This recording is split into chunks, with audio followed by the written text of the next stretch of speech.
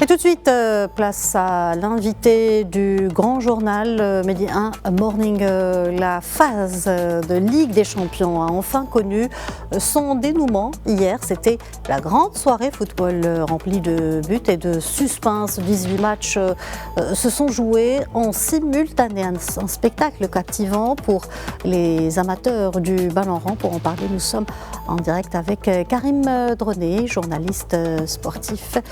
Bonjour Karim Droné et merci d'être avec nous.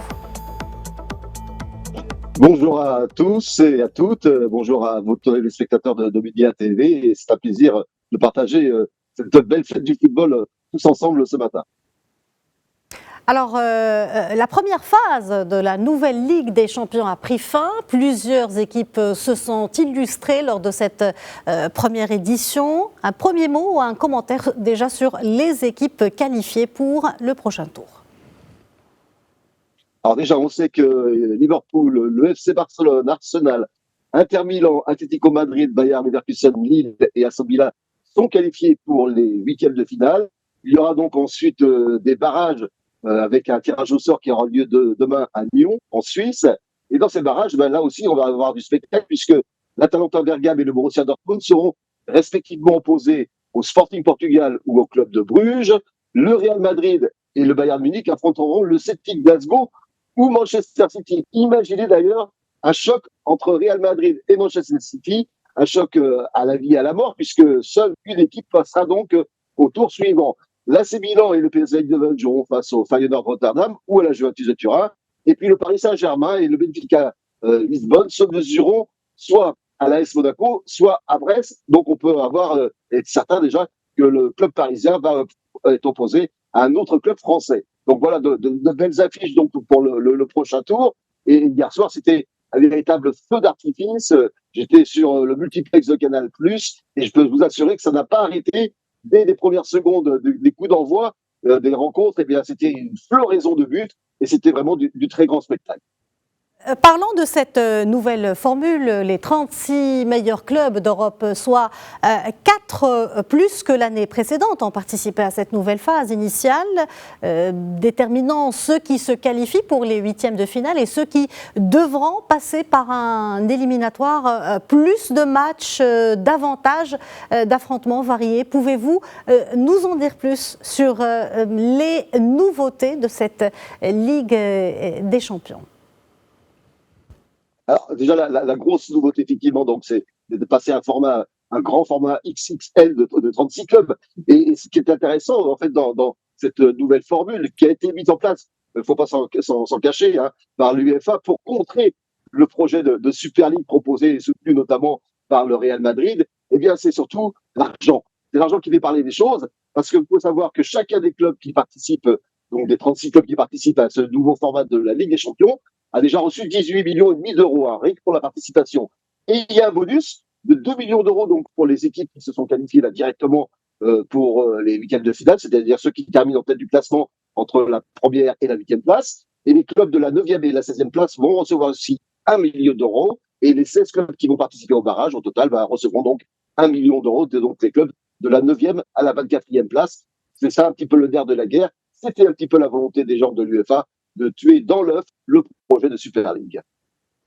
Parlons du niveau de jeu. Le PSG, d'abord mal embarqué dans cette phase de Ligue, a continué sa remontée au classement avec une victoire d'affilée à Stuttgart, 4-1. Paris assure sa place en barrage, classé 15e, mais est-ce qu'on pouvait les attendre plus haut dans le classement ?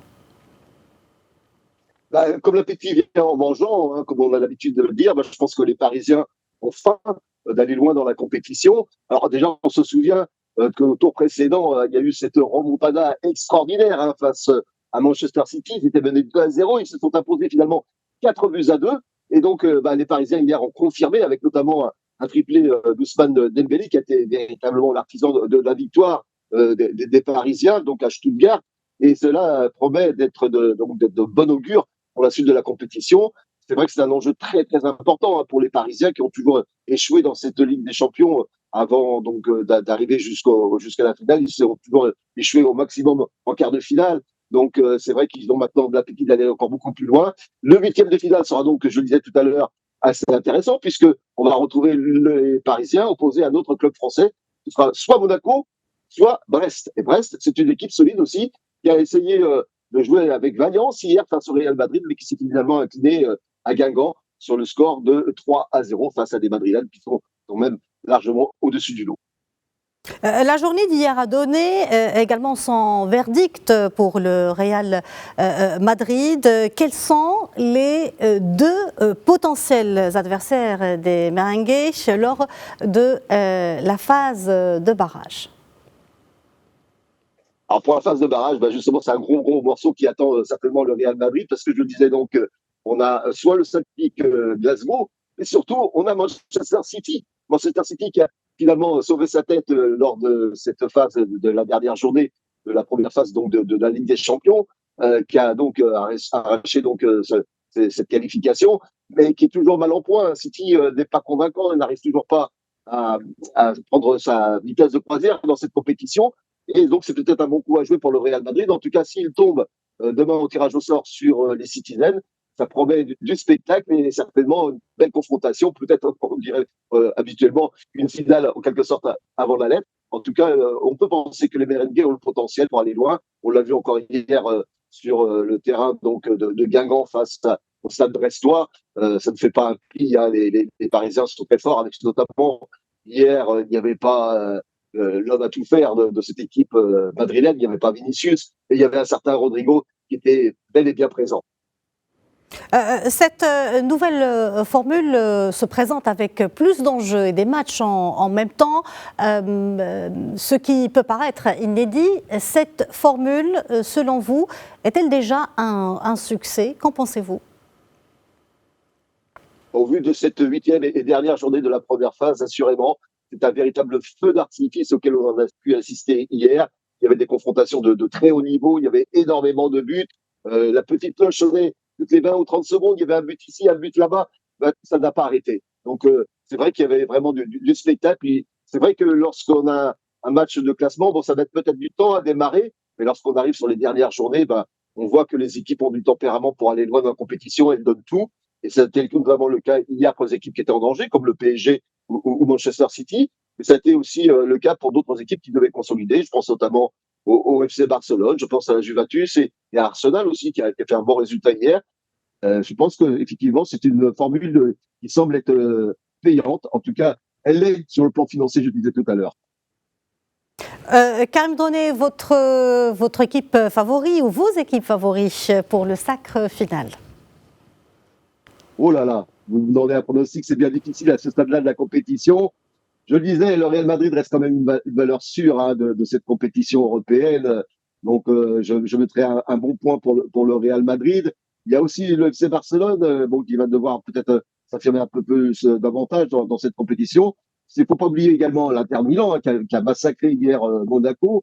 Et donc, il y a du monde pour aller loin. Et sans oublier aussi les Allemands, parce que les Allemands sont toujours là, et notamment le Bayern Munich, de solide formation. Bref, on va retrouver encore une fois les grands d'Europe, certainement dans le dernier carré de la compétition. Karim Droné, je vous remercie pour toutes ces précisions. Merci d'avoir répondu à nos questions. Je rappelle que vous êtes journaliste sportif.